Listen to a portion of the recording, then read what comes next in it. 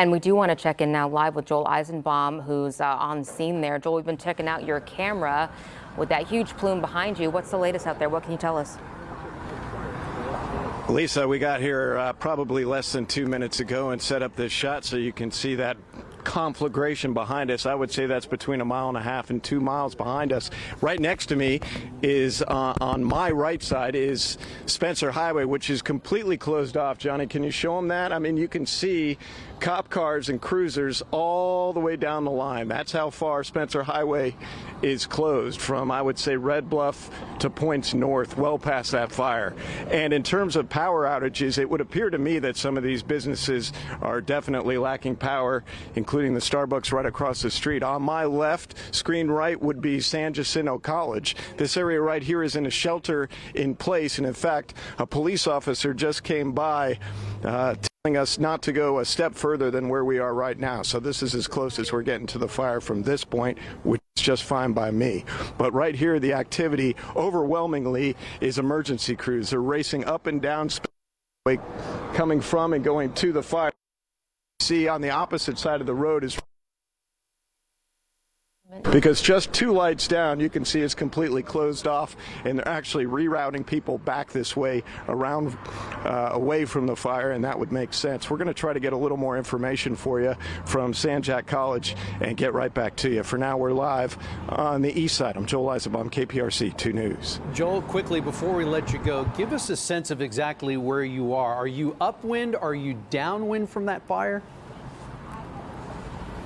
I mean, it's pretty calm right now, so is there up and down wind? Because you can see that plume of smoke is headed straight up into the air, thankfully, and not seemingly drifting one way or the other. I guess we'd be slightly downwind, unfortunately, from this by the looks of it. Wouldn't you say that's coming a little this way, John? But there's not a lot of wind in the air. I mean, it's hot, humid, and that's that normal Houston mugginess with not a lot of air movement, at least where I'm standing, although there goes a slight breeze. But the scene here is really, I would say, controlled chaos. I can't even count the number of emergency vehicles I can see from right here. But I guess in a classic sense, you'd say we're just downwind from it, maybe 1.5 miles or 2 miles, Andy. Joel, this is the question we always ask when we have something like this. Do you smell anything burning? Is there anything distinct in the air that you can pick up, or no smell at all? You know, photographer John Hill and I were talking about that right before we went on, and we don't really smell anything, though, do we, John? I don't have a great sniffer, but do you smell anything, John? No, he's shaking his head no either. I can't really smell a thing. I mean, if you didn't see that large column of fire and smoke right behind me, I think it was another day, other than a 6-lane highway, Spencer Highway, closed right next to me and just coated with emergency vehicles, Lisa. Yeah, we do know that Harris County Pollution Control is on the scene as well, Joel, monitoring the air quality, which is certainly of grave concern given what that fire is putting out.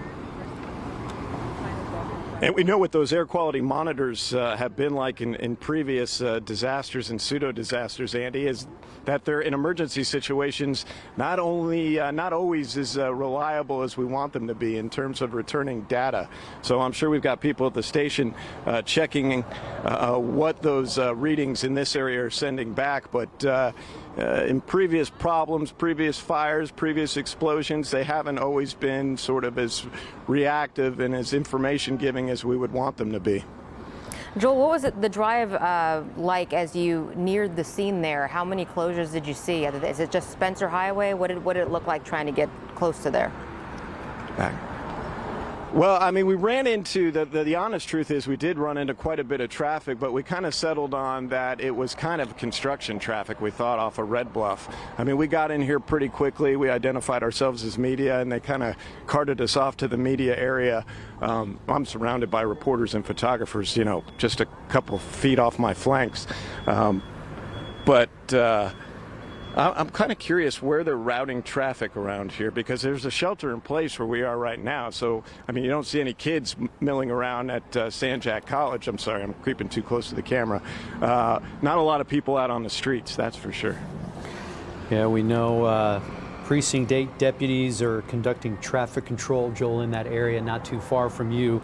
The 9800 block of Spencer Highway, to be exact. So they're certainly trying to keep folks away so that emergency responders can do their jobs. Yeah, they need to do their jobs right about now, Andy. Certainly do. We're still awaiting. You know, we talked to an oil and gas expert, Joel, earlier, who said he wasn't sure why this fire was still going. They should have been able to identify the fuel source and shut that off.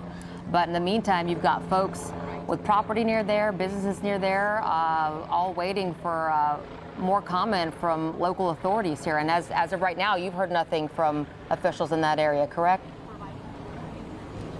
No, I mean, to tell you the honest truth, as soon as we got here, we set up the shot, and I'm talking to you live really without a lot of information from authorities at this point, at least local authorities. But the cops that are coming up and down Spencer Highway aren't stopping to talk to us. They're running traffic control. Some of them are going to the scene. We saw one ambulance leaving the scene. I don't know if you guys have proper injury reports, but we were curious.